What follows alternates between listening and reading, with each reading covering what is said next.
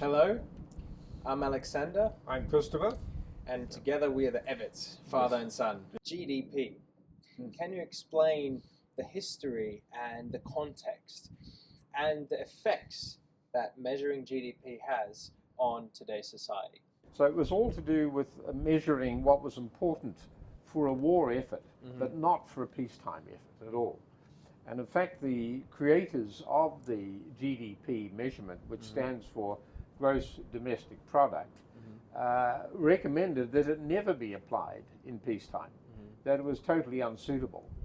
And what the consequences have been is that almost all nations now measure their so-called success as a nation using the GDP measurement, which is totally inappropriate.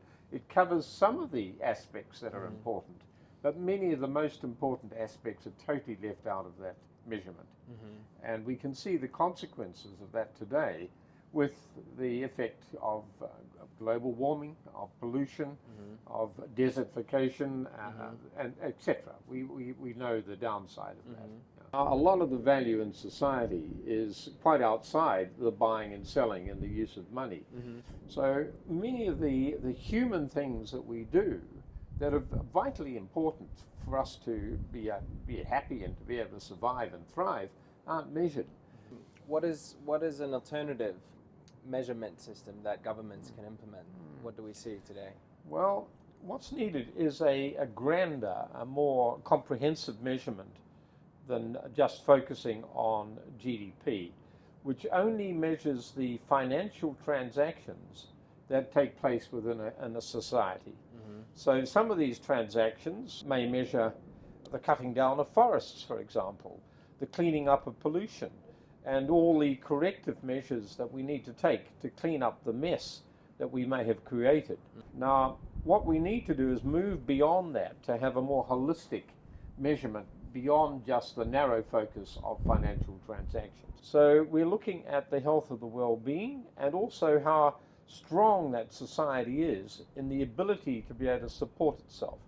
Now, that's not going to be measured in a financial sense, but it is vitally important that we do measure it and take notice of it. There's a little saying that we can focus on the price of everything, but realize the value of nothing. So it's all switching from price to what the value is.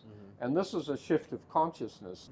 So we're looking at health, we're looking at the distribution of wealth, and finally we're looking at the overall well-being of the society or the economy as a whole.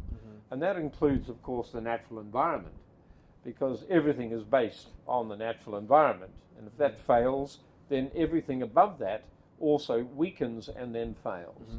So these are the grander measurements that we now need to bring. We have various countries, not only New Zealand, saying certain mountains and certain rivers need to be protected and have rights in law, just as a human has rights.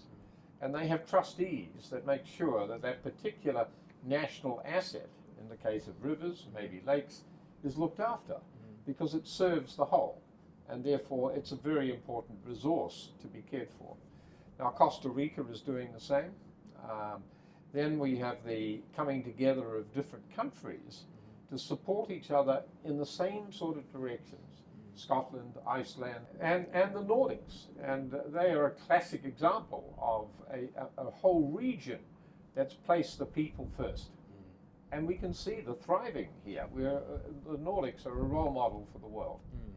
And so it goes on. So more and more countries are realizing the limitation of GDP and saying we've got to do more and look at more and measure more than just the financial transactions. Otherwise, we're not going to survive, let alone thrive. And what's needed, most importantly now, is the whole aspect of education to move us from the narrow focus of just focusing on money and the accumulation of money to moving on beyond that, not leaving that alone, but adding on to that, what is the value that we wish to create and co-experience together? And that's the challenge now. And that's what we're in the middle of.